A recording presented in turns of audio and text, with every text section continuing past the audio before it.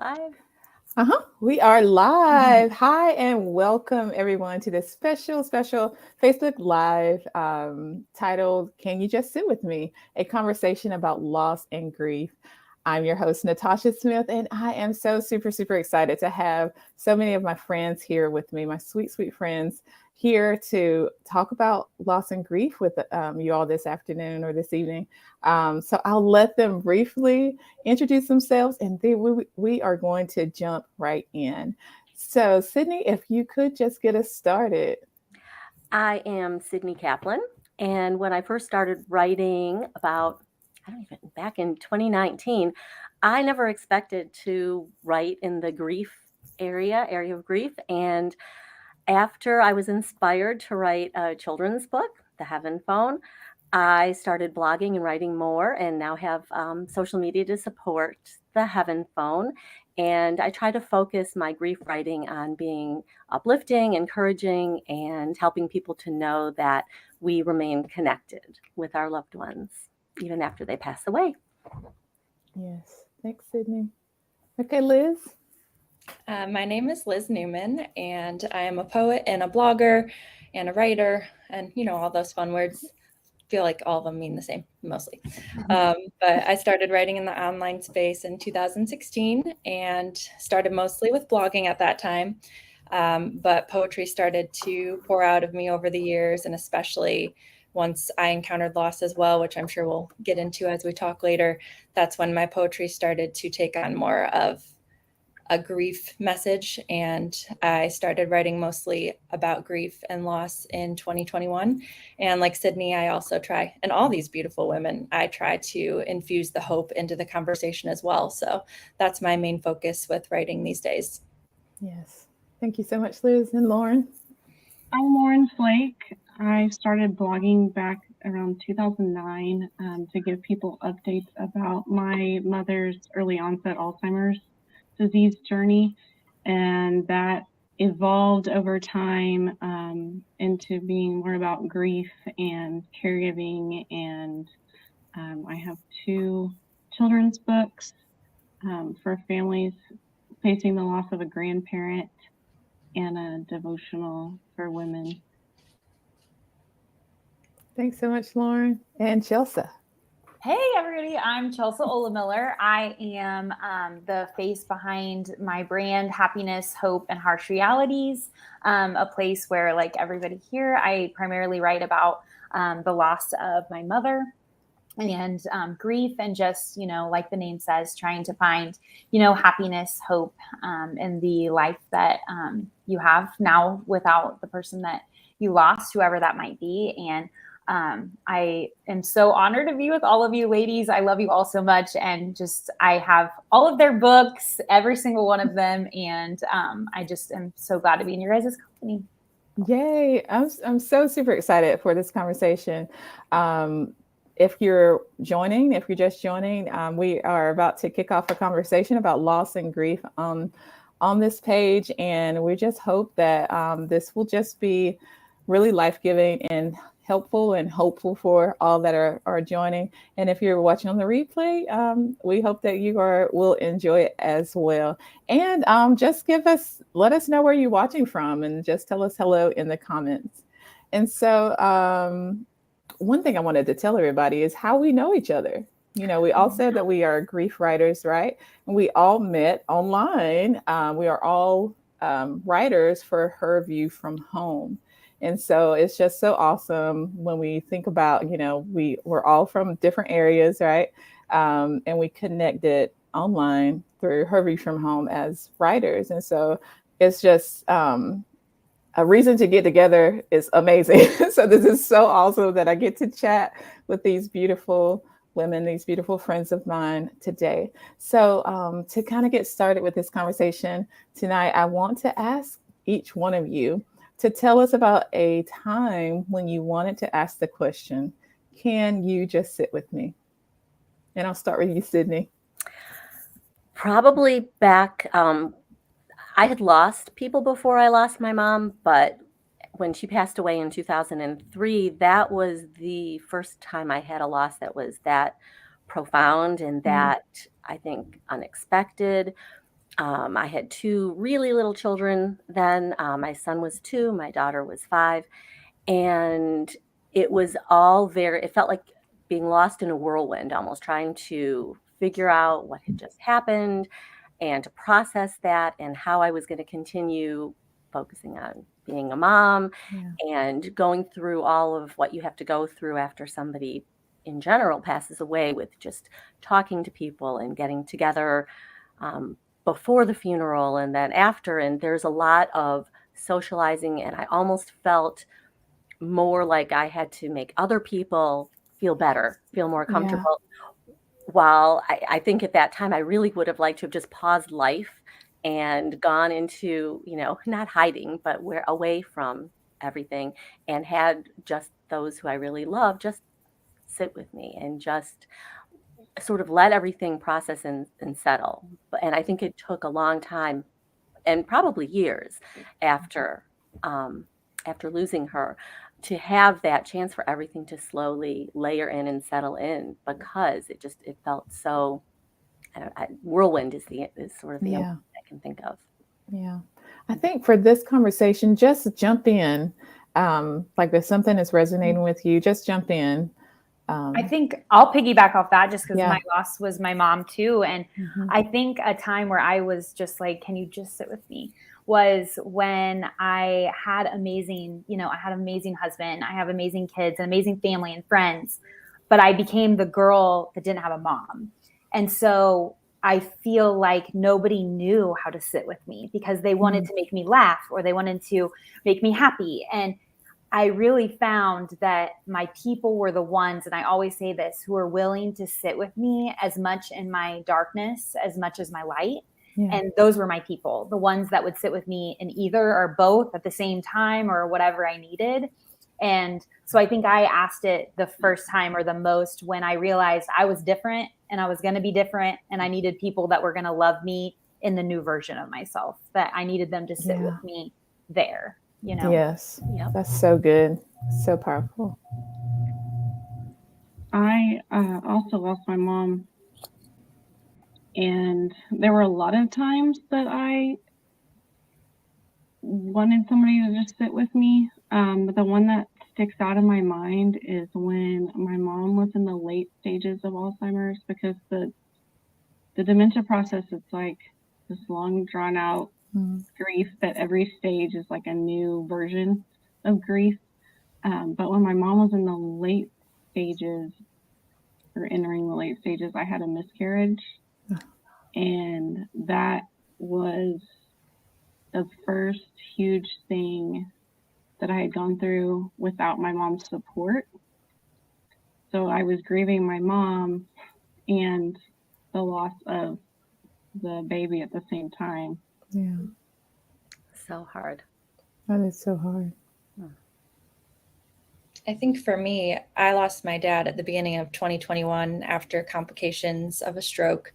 And there's a beautiful outpouring of support, right at the beginning. And it's not to anyone's fault per se, but the beginning stages, you have so many people by your side and checking on you. And I think one of the times I would have most liked someone to have come along and said, can I sit with you, would have been in the weeks and months following his death. Because I feel like it gets for the grieving person, it gets very quiet and it gets very dark, and it can be really, really hard for the person handling that loss to make any sense of life that's not normal anymore. Nothing is normal for someone once they experience such a big loss. And I think it would have just been really nice to ask that question, can you just sit with me, in the months following, once the kind of initial outpouring of support started to dwindle a little bit and people started to return to their normals. Yes, that's so true. I like what this comment from Carrie. She says, the day my mom passed away and the day after her funeral, I just wanted someone to sit with me. So. Hi, Carrie. I recognize Carrie. She's probably on all of our platforms. Oh. But hey, Carrie.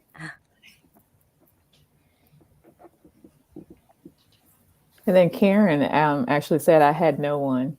And so it's so sad, right? Because just even with my grief journey, just sitting with so much loss and so much grief, a majority of those years, and I sat in grief for over 30 years, I felt alone.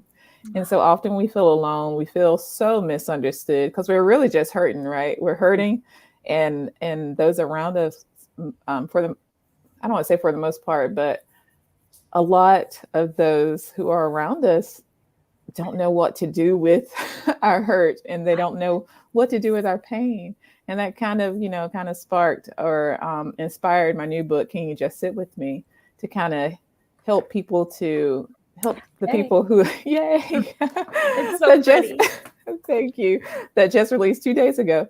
But it's to help people who are grieving, right? But it's also to help those who are sitting and want to be supportive to those who are grieving, so that they can have like a firsthand view of like, okay, this is how I can help, and this is how I can be supportive, and this is what the emotions that they have going on that, if they've never experienced the loss, they would have no clue really of how we may be feeling. But it kind of gives a little bit of insight so that they're able to better support and to really just sit with us, right? So I want to ask each of you as well, or we'll just kind of talk through this. Name one of the most helpful things that someone has said to you at the onset of the loss. Well, I'll start because it was actually Chelsea, you, Aw. believe it or not, after my dad passed away about a year ago. She reached out to me and just said, I'm thinking of you. I love you. I'm here. How can I support you right now? Aw. And that was just, that just filled me up, because I think having gone through loss yourself, you kind of know, you feel a little bit more comfortable reaching out to somebody else who's gone through loss. And maybe some of my friends who've never lost someone, or at least lost somebody so significant, might have not been so comfortable with what to say and not sure what to say. And so then maybe you don't say anything because you don't want to say the wrong thing. But that was just it was the most comforting and like heart-filling thing for me. That's so sweet. Aw, you're making me teary-eyed. Yeah. I think that's so true. I think when you know immense grief and immense pain, I think for me, it's always just the people that showed up, without being asked, without, it didn't even have to be with a dinner or anything, just kept showing up. It's the people that, I think the most helpful thing was just, there'd be days where I was just sitting here. I can think of a time where right after my mom passed, and our youngest son started having allergy problems, and he was a baby, and it was really scary. It was an anaphylactic reaction. So I was dealing with his health, but then my mom not being there for me. And it was the first thing that really happened where I really needed my mom. And the doorbell rang. I was a mess. I had been crying. I couldn't get out of my grief and my anxiety. And both my aunt and then my mother-in-law showed up at my door just an hour apart, And I remember it being such an impactful moment for me, because I realized that I needed them, and I realized I needed help actually, and I wasn't asking for it. And so through those two things, I think it was powerful, because I learned I needed to start asking for help. And then also I learned that people are so beautiful and show up for you when you want them and need them the most, And so I don't know if that's the best thing, but for me, that's something that I'll never forget. Mm-hmm. I know one thing that like almost floored me is I had a comment from our friend Stevie on one of my posts. I was talking about one of my sisters that died, but it was like her birthday, and I was talking about something that my daughter has started reading, some Agatha Christie books, and that's like it was my sister's favorite author. And Stevie asked, she was like, what she asked about my sister, like by name, and it just floored me. I was like, oh my gosh, nobody has ever done that. Yeah. Because so many people tiptoe around us, and they think we don't want to hear their name, but we really do. Yeah. And so it was the most precious thing to me. That's an important. Oh, go ahead. Sorry. No, that's okay. As I was reflecting on that and trying to think back of specific things, the biggest thing that came to mind wasn't even what someone said, but just them being there and just people that were willing to get uncomfortable and ask what they could do to help, or how I was doing that day, or what it's been like for me, or to bring up my dad's name and to just remind me of what a special relationship I had with him. That was really nice when people would say things like, "Oh, you're so much like him," or "He loved you so much." It's nice to be reminded of those things in the moment. But above all, I just really remember the people that continued to try and show up, because I know that couldn't have been easy, because I don't know how it was for you guys, but the way I responded to things probably changed from day to day. There were some days that I would have really wanted someone to say one thing, and then the next day it would have maybe been painful. And that's hard to navigate for the people that want to walk alongside. And it's hard for the grieving person too, because it's constantly changing. But the people that weren't afraid to try and to reach out to me, that's what I remember above all else, I would say.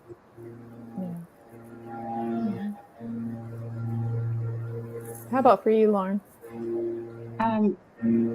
I totally relate to everything you were saying about people showing up and like I remember my mother's a preschoolers group put together a big basket of like paper plates and utensils and food and all that for me. So I think just I want to reiterate that showing up even when people aren't asking for help, because you don't know what you need in that moment. But something that was specifically said to me was actually a grief counselor that I saw while my mom was, I guess she was in the final stages of Alzheimer's, and I was trying to wrap my head around what it was going to be like to actually die. And the counselor said to me, she will be more accessible to you after than she is right now. Wow. And that was this like huge aha moment for me, because my mom had been nonverbal for a couple years at that time. Like, we were lucky to get eye contact, but just that it was like this awakening to the fact that there was still a connection there that couldn't be lost, and that I could communicate freely with her, which may sound crazy to people, but no, that's it's not beautiful. crazy at all. Yeah, It's beautiful. It is beautiful. Okay, we're talking about loss and grief. I should have brought some tissues. I know. Oh my gosh. Oh my goodness. And Can we just show your beautiful book though for a minute? I'm glad that you have that. Yo, I have multiple copies. I was gonna tell, I'm gonna be giving one away on my platform at some point, but everybody should be buying this book. It's beautiful. I've already like underlined so much of it. I have notes in here. It is beautiful. Y'all about to make me cry. Okay. Yes. Well, since you're not saying it, we're gonna keep on. Yeah. Yeah, let's just say it. We love you and your book, and it's wonderful, and we're excited about it because it's a wonderful resource. Yes. Well, thank you so much. Love you ladies so much. Anyways, y'all got me flustered a little bit. Okay. So now let's kind of talk about like those not so helpful things, you know, and in saying these things, it's not to bash people who do them, because really it's 9 times out of 10, it's well-meaning. Like it's, you know, it's really someone who means well by what they're saying. But I like to share this just so, you know, those who are listening and wanting to support can be like, oh gosh, because even myself, I don't know, you know, about you ladies, but I've said I've said the wrong thing before, you know, earlier on to others who have been grieving. So I like to say it just so we can bring awareness to it, and so that we can help others to be more supportive in the future. So let's kind of start that conversation about what has been one of the most unhelpful things. Well, there were actually Two for me. I think one was actually before, both with my mom and my dad before they passed away. And then the other one was after. But the one before was being told, like not asked if I wanted to, but being told to go say goodbye. And I just remember thinking all these thoughts. I don't want to say goodbye. I'm still praying for a miracle. Yes. That's not where I'm at right now. And having everybody talking about that and focused on that really shook me up, and it left me, I wasn't in a good place trying to think about that. And I guess I would have encouraged people to, that's fine if that's right for them, but I think it's really important to not force somebody into that space before they're ready. And then after, I think and I know I understand it's very well meaning, but having people say, well, at least they're not suffering anymore. And it was more so with my dad, because it was such it was like a 5-week process of him. There were surgeries and there were all sorts of ups and downs. And I mean, I would have liked to have seen a different outcome, of course, but hearing that right after he passed away was not helpful, even though I know the people who said it meant well. But I wanted him here. Yeah, that is so hard. I have like one of those is the same thing that I experienced with, at least it's not suffering. And that's the thing, we want our loved ones here, And so saying that at least is really not helpful. And so just encouraging those who are listening, again, we want to support those who are coming to us, who have lost someone. That phrase, if it's, if you're thinking something is popping to mind and it's at least, like, don't say that. It's not as helpful. Yeah, anything that starts with at least is probably not a good, at least your mom didn't die suddenly. Oh my gosh. Uh-oh. Did we lose them? Okay. Yeah, we shuffled around. We're playing a little game here. They're in a better place, is along with Sydney's. At least they're not suffering. I've heard that one quite a bit too. Yeah. I think I would just piggyback off that. I mean, all of those I heard, what would really get me. And I want to preface this by saying, just like you did, I think I have learned. Yeah. Everybody means well. They really do. Their hearts are coming from a place usually of being naive to grief, being, they haven't had it in their life. And so I always think of how grateful I am that they are this naive because they haven't experienced this kind of pain. Yeah. And so I've learned that the people that say those things are usually the ones that have not experienced it. So I tried to give grace. The hardest was right at the beginning when I wasn't in that space of grace yet. I was in that space of hurting. Yeah. And so when anyone would tell me how my mom would want, what my mom would want me to do, what my mom would think, what my mom, your mom wouldn't want you to cry. Your mom wouldn't want you to be upset. Your mom wouldn't want you to, just be sitting around doing nothing. And I very much told people, my mom isn't here. You don't know what my mom would want, And now I feel bad because I think, that was probably in the anger stage of my grief where, they probably could have said anything and it wouldn't have sat well. But that it stung so much deeper because I thought, well, my mom isn't here. How do you know? Like, we think we know, but do we really know what she wants? And also, what would she want me to do? She just passed away. So do you want me to go and have a party, or are you wanting me to go putt-putt? Like, what is it I'm supposed to be doing? And so I know that they were trying to provide that light and that hope, but I think it goes back to then, can you just sit with me here? Can you just be in this pain with me? And it makes people uncomfortable, and so that's why they say these things, and I think also our world hid grief for so long, but that's why people think these are what they're supposed to say. So a lot of these people think, oh, this is what I'm supposed to show up and say to you. And I think that's why these conversations are so important, because only through, hearing these kinds of things do you learn what might hurt that you may not realize, you know? Right. Right. That's so good. Mhm. I'm so grateful that everyone has mentioned that. We all know that it comes from a good place. Like, people Yeah. are really trying. And like Tasha said at the beginning, I have definitely said the wrong thing more times than I'd like to admit. And I have not said anything at all, which is also Yeah. something that I wish that I could take back for some people in my life. Mhm. But something that came to mind for me, and again, we know that people are well-meaning, and it's coming from a place of wanting to connect.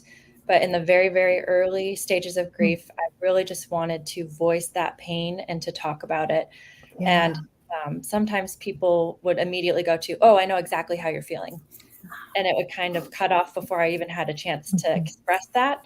And I know that it was coming from a place of wanting to connect and wanting to be there for me in a way that made sense to them. But I remember at the time, it made me feel like I didn't even get the chance to really express what I was feeling in that Yes. moment. And that was probably the hardest one for me. Mhm. I'm so glad you mentioned that, because it brings up a couple of things. Again, kind of the thought or theme behind the book, can you just sit with me? It's like you want to express the hurt and pain that just happened. And so when you're talking to someone and they immediately kind of cut you off to start saying, well, this is what happened to me and this is what happened to my dad, they start to talk. Once they start to talk, they're no longer listening. Yep. And so it makes us feel like our pain and what we're trying to express it's not being witnessed. It's not being affirmed. It's not being confirmed. And for me, that made me really go quiet. Like I just stopped talking about it. And that's, I kind of talk about in my book how I stuffed my pain for so long because no one would really listen. You know what I mean? Like, I start talking about it and they start talking about, what happened to their great grandma. And I mean, just everything, but they thought they were helpful. Yeah. Like trying to relate and connect, like Liz had mentioned, but it really, I couldn't express it. So I almost was like, why bother? Yeah. And that's not what we need to be doing, right? That's a really important point that we should underscore, which is that even if you are trying to relate and connect, yes, to just listen, because I think what people need so much is to just be heard, like you said, just be witnessed. Mm-hmm. Well, and my husband and I don't even know where we got this. I think we got it from a couple of our friends, but when we start a conversation, if it's about something deep, we'll always kind of say, is this a conversation where I need to listen or I need to give you advice? Yeah.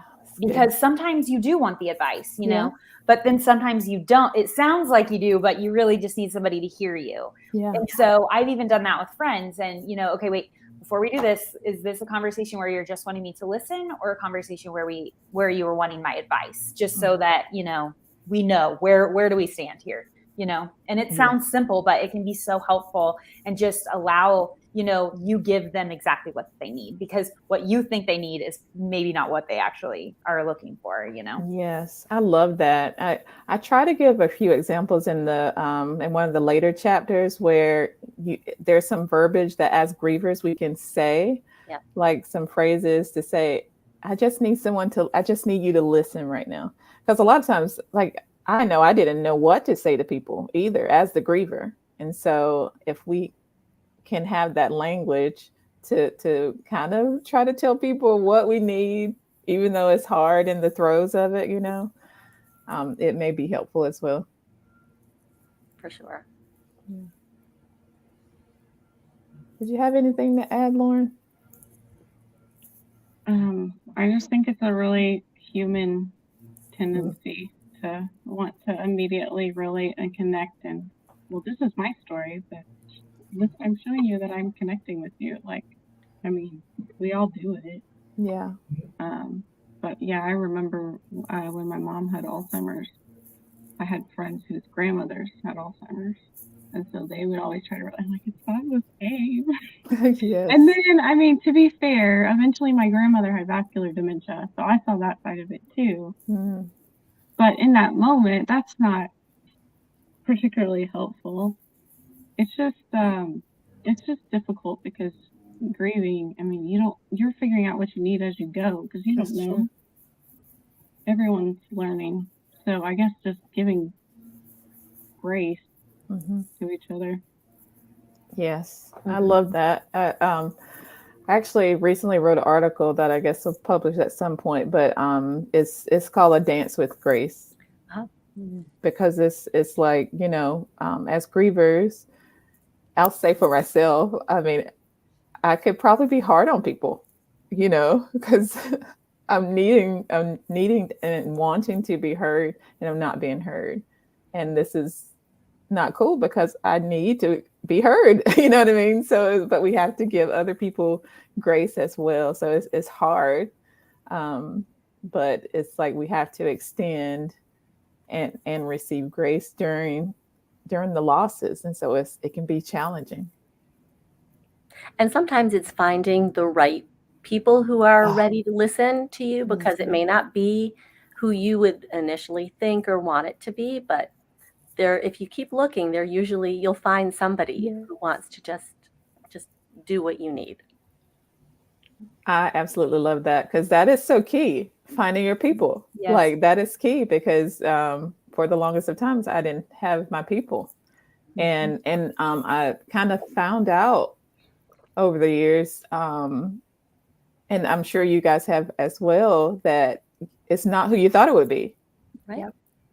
and then even more so sometimes, it's like the people who, I mean, like for me, like a lot of my losses are shared losses, like with my sister, with my nieces, my nephews, or whatever. And so for me to have thought that like we could be so supportive of each other in a certain way, we're all grieving. Mm-hmm. And I didn't think about it like that until like recently someone had a conversation on the podcast, and it was like, I guess, he was saying that him and his sister didn't have like the same grief response when his dad had passed. Mm-hmm. And it was like she couldn't really support him because she was grieving too. And so it's such a dance with grace with these things. But I love that just finding your people is so very key. And so I'm so glad I have you ladies. Like seriously, like it has been such a godsend, and to not feel so alone. I That's agree. pretty. I feel that way too. Me too. I just think that having these conversations is so beautiful, and it's so needed. Like there's never going to be like a point where we've learned all that we can learn.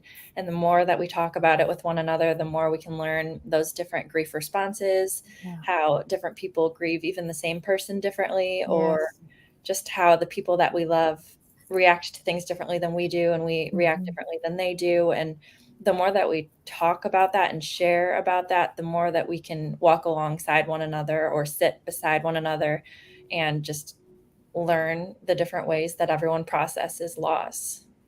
Yes. I think conversations like this are helpful to try to get rid of that stigma around grief. I mean, I think there's kind of a generational, like how our generation handles grief and negative emotions is wildly different than our parents' generation. Yeah. And if you keep going back or forward, there's going to be bigger gaps there. But I think it's important to understand that grieving is okay. It's a normal, healthy thing. Mm-hmm. Yeah. Yes. And maybe let's chat a little bit about that, and then I'll have like one little roundtable discussion thing that we'll go through. But I want to talk about that that grief is normal. Mm-hmm. Well, it's like the teacher in me, I always think about, we learn all these things. We have home economics class, and I learned how to make a sweatshirt, and I learned how to do this and that and math and science. But nobody taught me, even my parents, even my church, nobody taught me how to grieve or how to mourn or what that looks like. And not that you have a map or a learning manual, because it's not like that. But I didn't see anybody grieving. I remember when my grandparents passed away, and I feel like my parents did such a good job of, I saw them cry at the funeral, and I knew my mother was so upset when her parents passed away, but they were strong through it all. And I realized, that's what I was doing for my kids. I would hide in the closet and I would cry. I would hide in the bathroom and I would cry. I would cry in the shower. And finally, I went to, I'm proud to admit I went to counseling after my mother passed. And she said, why are you hiding? They need to see you so that they know their grief is okay. Because if you're hiding yours, they're going to hide theirs. And I thought, that's it. And that's why I do what I do, is because, and I'm sure you guys all have your own whys, but it's that I want them to know that sadness is just as great and okay to show people as joy or love or anything.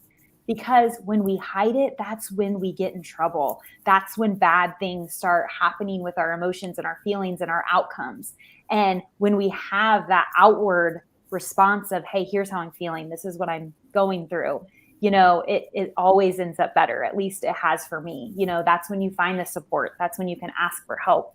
And so I really just think, like everybody has said, it's normal, but we need to let our kids know that. And we need to let our friends know that. Yes. And that's why, we have these platforms where it's not easy. I know you guys probably, it's not easy to put your heart out there and just say, here you go, world. Here's my most vulnerable pieces. Yes. But if it just gets one person to say, yes, I'm sending this to my cousin because she doesn't know how I'm feeling, or I'm sending this to my husband, I haven't had the words. It's like, yes. That's why we talk about it.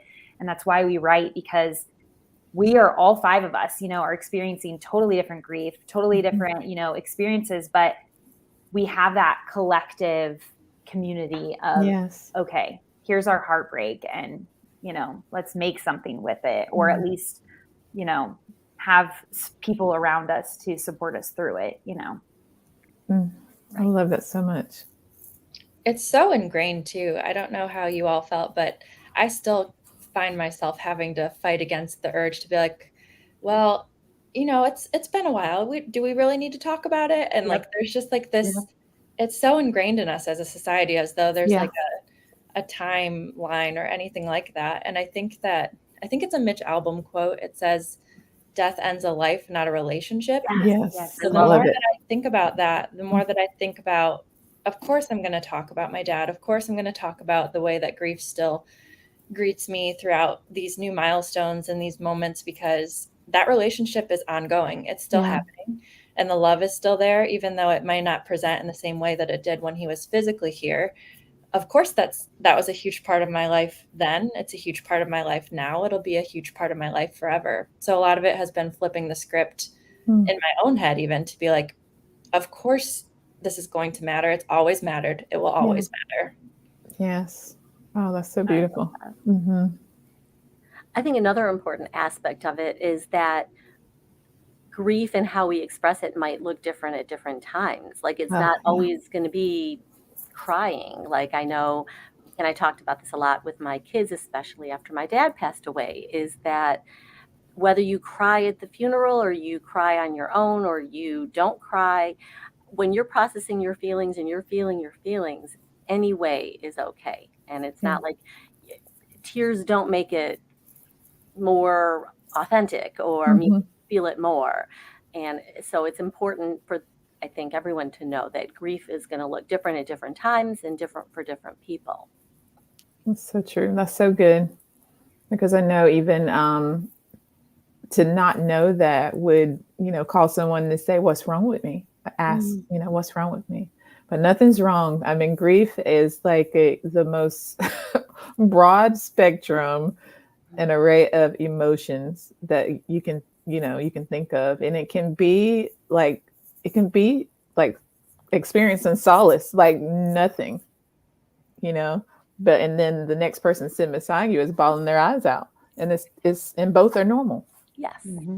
So yeah, I'm so glad that you brought that up, Sydney.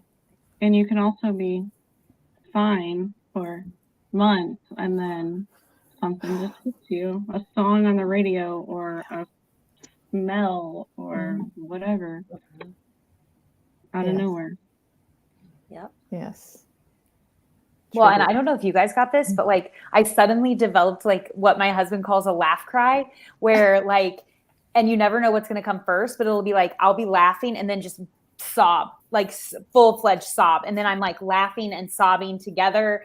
And you never know, like it could be something happy that causes it. It could be something sad that causes it. And so I don't know if anybody else, but he will laugh. He will actively laugh at me and be like, "Oh no, we've got the laugh cry going." Like, okay, do we need a hug or what do we need right now? You know? And so it has you do these things, you know, that you're like, where did this come from? You know, whether you're at the grocery store or the car parking lot of your kid's school, you know, it just I've realized I have new things about me that I've never, you know, had before, and that's okay. You know, I'm working through it. Yes, that has definitely happened to me. Yes. And it caught me so off guard too.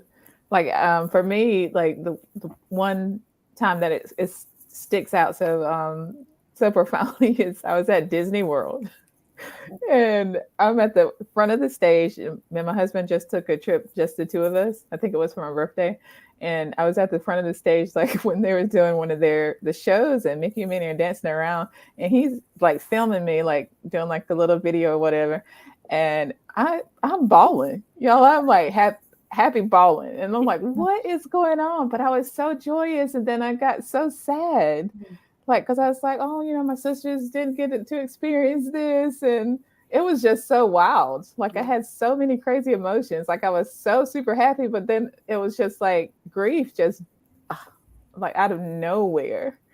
But it was funny because my husband had taken a picture and it was like it was such a big close up that I'm like you see Mickey in the background. I'm like this, like it was. Yeah. So many emotions can catch us off guard. So crazy. But yeah, so one thing I wanted to touch on, I know I keep saying this, one thing I wanted to touch on, and then I'll try to wind down so you can kind of, as I kind of mentioned before, we got to honor everyone's time because we could probably chat for a long time. But I want to just mention that, like as part of my book, it was important for me to include relevant research so that we could have a better understanding how normal this is and how, you know, there are over 2.5 million people who die in the US every year, leaving around, you know, close to 5 or on average 5 grieving people. And so really we come in contact with someone who is grieving every single day, you know, whether it's on the street, whether it's in our grocery store, in our churches, serving beside us, our coworkers. And we may not even know it, right? Because some people may be grieving in silence. And so with this research, it's really helping us to know that what we experience, everyone will experience.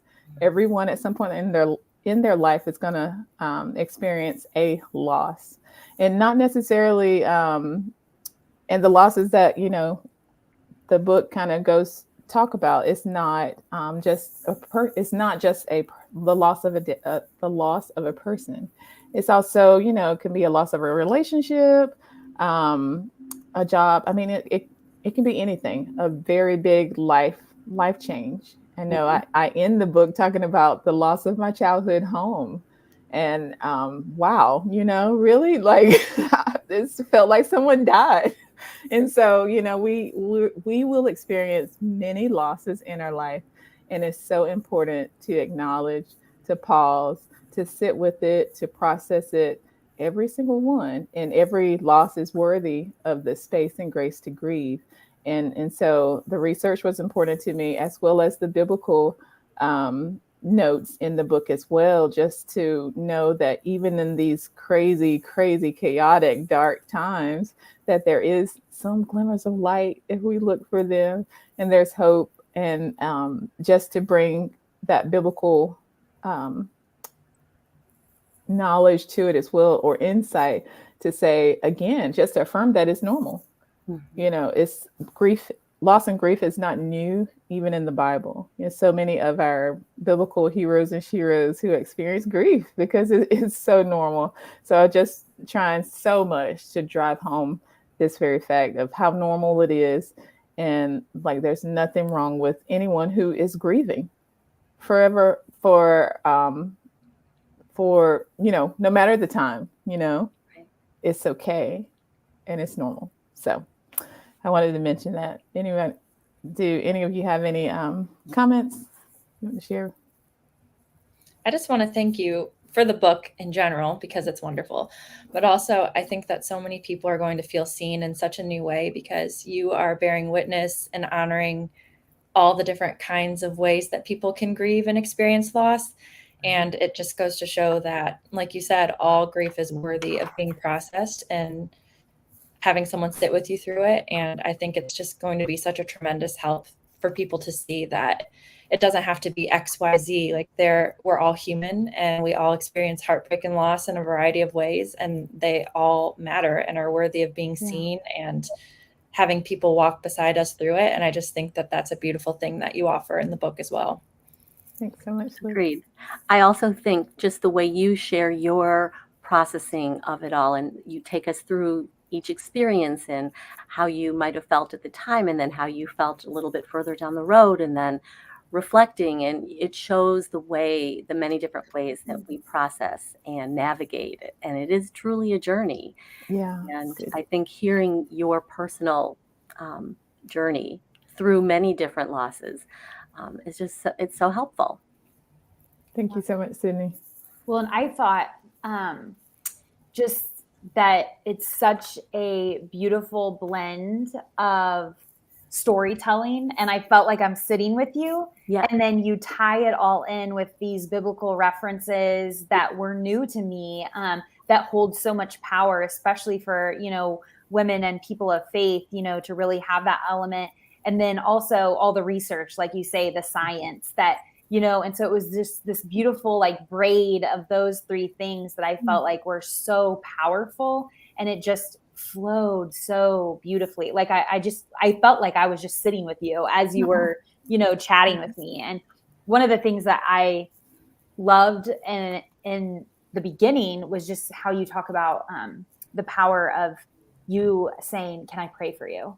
Oh. And that has just popped up. And I don't know if you guys are like this, but that has popped up so much in my life. Like when I was grieving, I had strangers that would come up to me, and somehow they would know, and they would just say, "Can I pray for you?" And just how I feel like that's a part of the grief experience too. That was it touched my heart in, really delicate ways. And it was just so beautiful. I mean, I was hooked from the beginning. I was teary eyed, and, you just do an amazing job of telling your story and making, the reader feel like they're just right there with you, and that you're kind of walking along together, even though our paths are separate.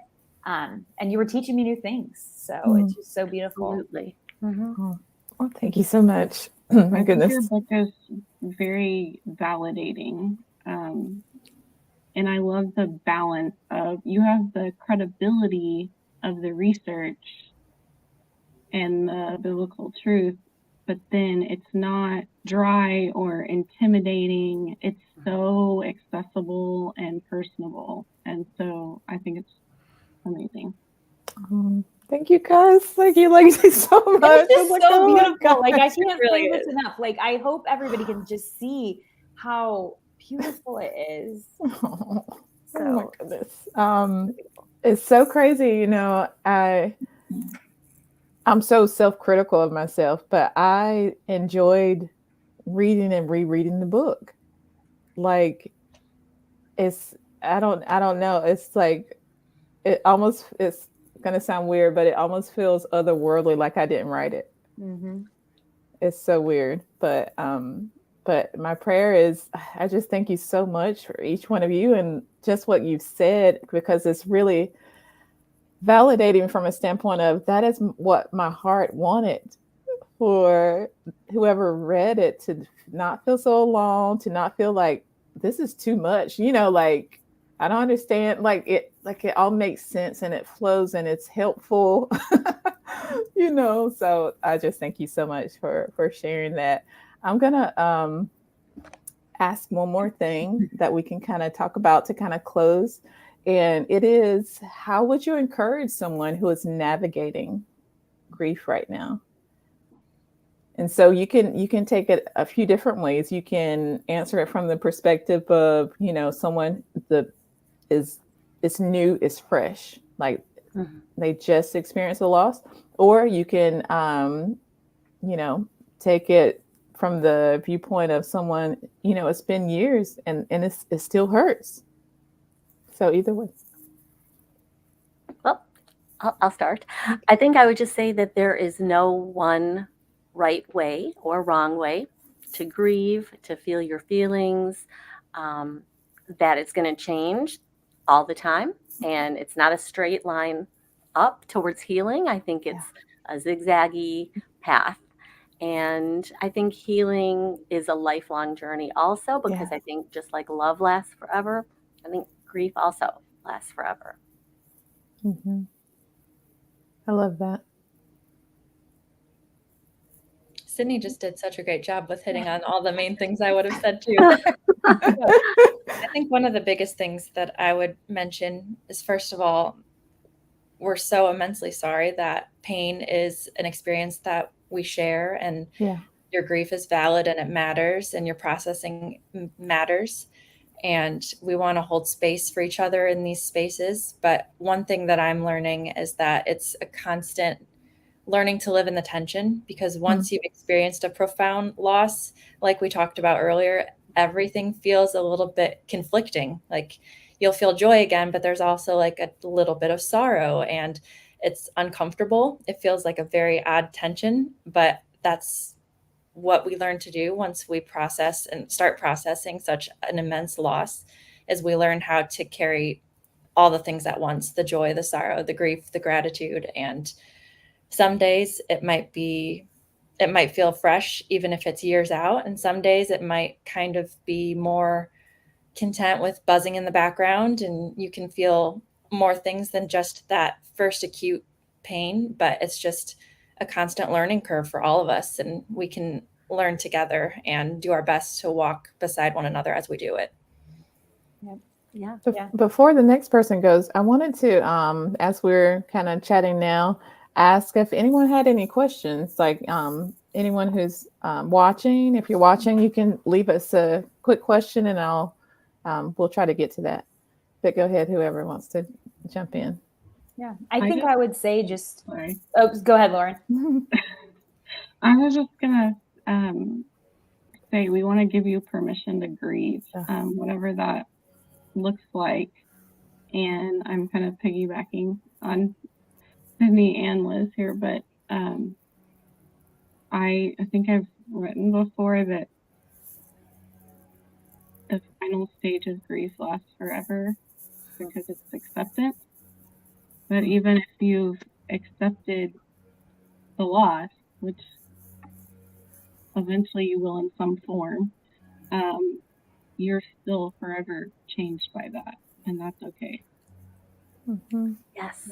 I love this that's actually what I was going to say. Is go ahead. The power of like you're allowed to be joyful and sorrowful at the same time. You're allowed to be grateful and grieving. You're allowed to be happy and sad. I think the power of really helped me. Just the relationship was your own. Whatever you're grieving was your own. So how you cope with that loss and that heartbreak is your own. And whatever that looks like is okay. And, the world will try to bring out a smile. I always say you don't have to Nat King Cole your way through life. You don't have to smile if you don't want to. And so just that power of, knowing it's yours to do with it what you want. And, there are days where I'm trying fiercely to honor my mother's legacy. And there are days where that legacy is really heavy to carry. And so I have to set it down for a while and just be myself. And I think that's okay. And I think, at the end of the day, I just try to make my mom proud. And so I would say, think about who you want to make proud and honor that by living your life, what's best for you. And some days that will be exciting. And some days that will, be not fun. That's just life. Mm-hmm. So I love that. Love this comment from Karen, who said, I talk so much to Jesus about it, and that helps immensely. And that is so true. Sitting with Jesus. Absolutely.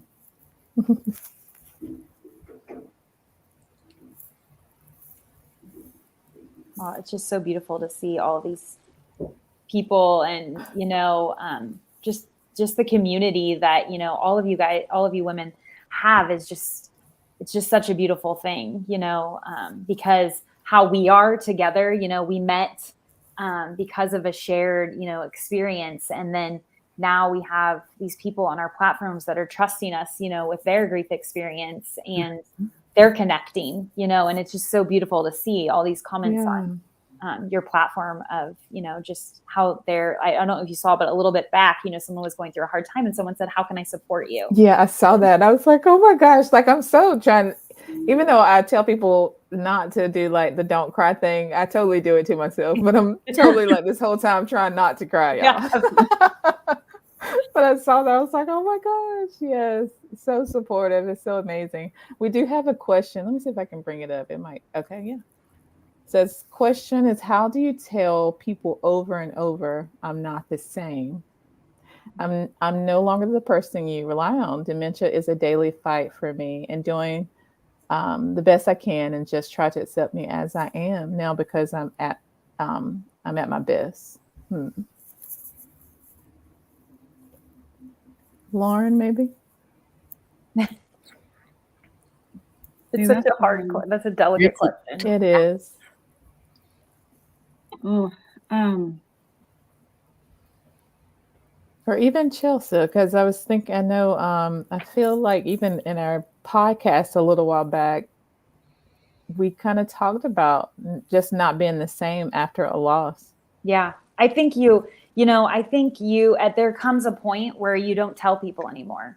You be your authentic self, and you see who is still there. Wow. And those are your people. I think you stop telling people, you stop showing people, you just live and you be you, and you don't waste your time. There comes a point where you have to stop wasting your time telling people or showing people, because you just have to be you and live, and then see who's still around. And those are your people. And if you find yourself feeling alone, there are, all of these women here, if you message, I know they would find you, myself included, support groups and places that are near you that can help. But yeah, I think there's no doubt that, life changes us and our experiences change us, and we are not the same, Right. That's so true. And so you have to kind of find the people that will grow with you in your brokenness and your wholeness. And just, even if it's just one person, it might be a smaller circle, but that's still powerful. Mm-hmm. Yeah, I think my best advice would be to find someone who's walking a similar path, like a dementia support group, or there's a lot of respite care programs that also have like a support group at the same time, which was helpful for me. I have a question I might need clarity for Carrie. When is your next platform? Carrie, give us a little bit of clarity with that question. I'm not sure what is meant by that. Joyce says, it's been 1.5 years since my husband passed, and I know he's in heaven, but he's also here everywhere in our home that we share for many years. Also, is it okay to not be the same person I was before he passed? And similar to the last question, because I'm not sure if that's good or a bad thing. Hi, Joyce. I recognize that name. I love this. My knee-jerk reaction is it is absolutely okay that you're not the same person before he passed, because grief changes us on such a fundamental level, and it's your heart learning to carry him with you. And like you said, he's everywhere in your home, and that's going to be beautiful. And that's also going to be very visceral and painful sometimes. Right. And carrying all of those conflicting emotions is always going to be challenging. I think that you are honoring him every day by doing that. And we're honoring our loved ones every day by doing the best that we can. And there's no possible way that we can be the same after that. But I think that even though it's a story none of us have ever wanted or none of us would have chosen for ourselves and for each other, I think that there are little glimmers of these hopeful versions of ourselves that we can see in these situations as we move forward, and we can hold on to one another and we can do our best to move forward together. And it may not be the versions of ourselves that we thought we would be, but I think that but I think that it's still beautiful, and it's so courageous, and it's more courageous than we ever thought we'd have to be. And on a personal level, I just love you, Joyce. And I think Aw. So sweet. Well, if she loves you, Joyce, you know we love you. Same, Right. right? We do. Oh my goodness. Anybody she loves, we love because we love her. So well put. Oh my goodness.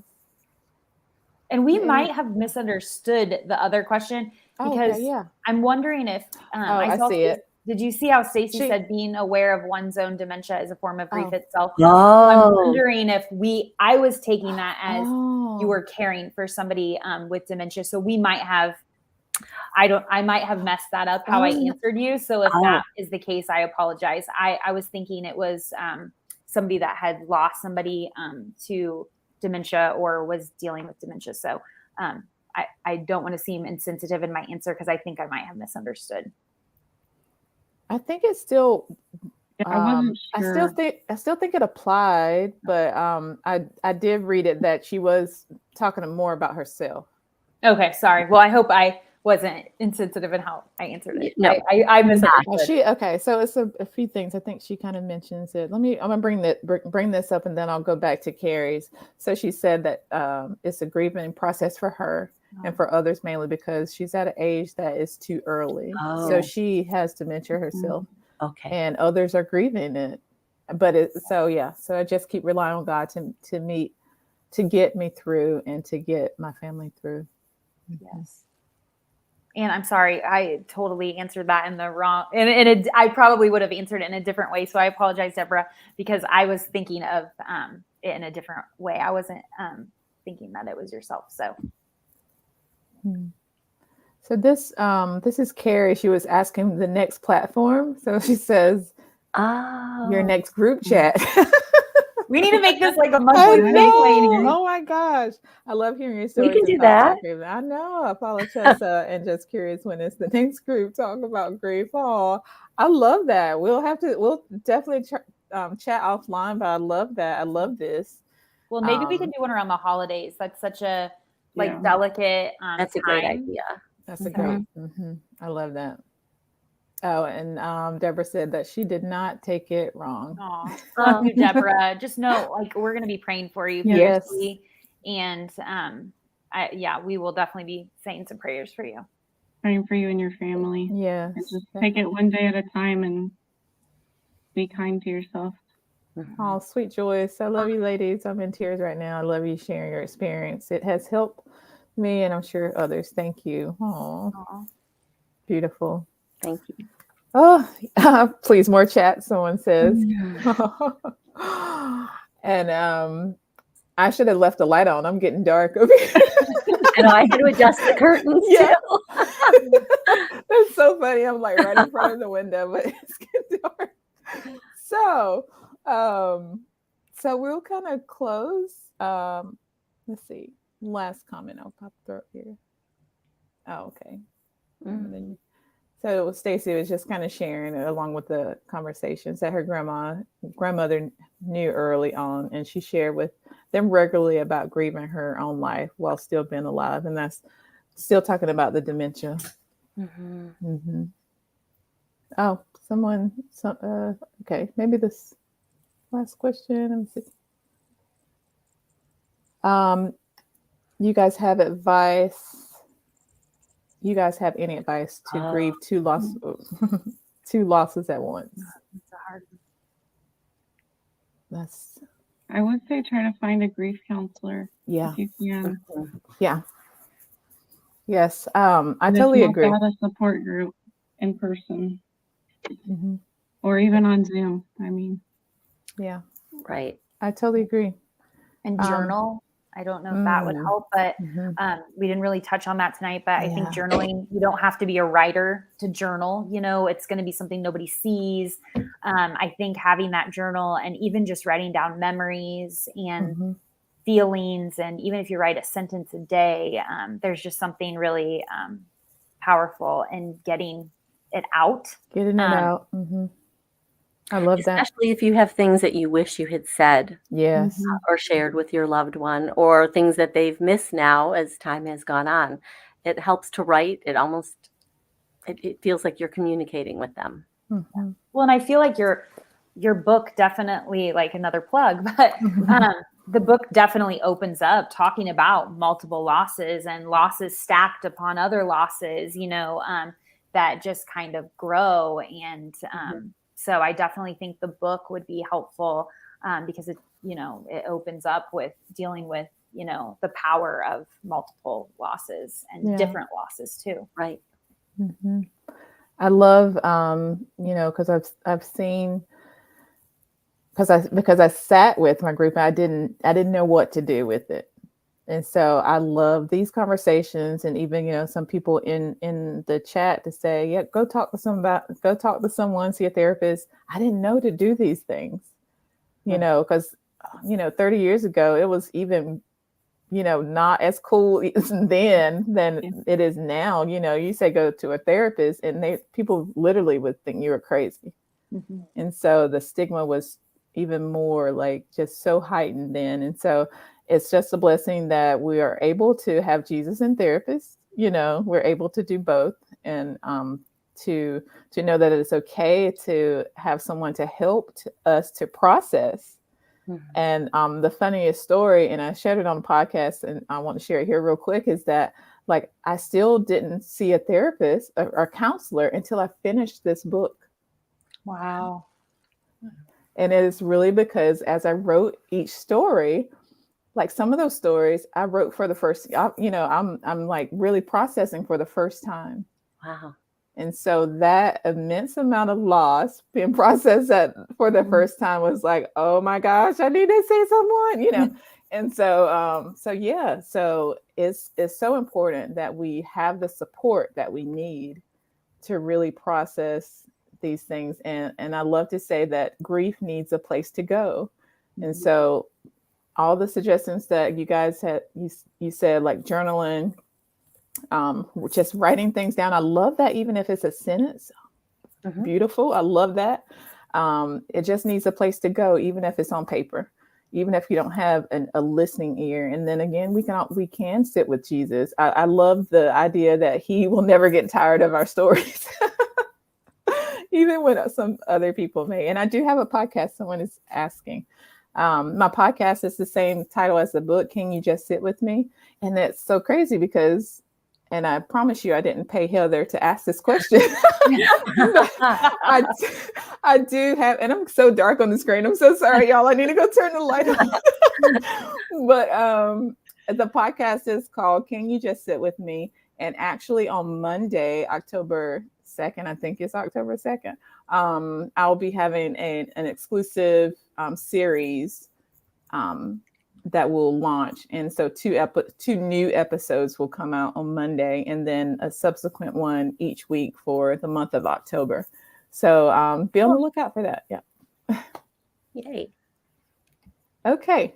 So gosh, this has been so amazing. But we're going to wrap up because we're losing you. Look, I know you're losing me. Let me go. Somebody take over. You know, I'm going to go turn the light on. It seems like, you know, when you're at the restaurant at the end of the night and they're like cleaning up Yes. around you. Yes.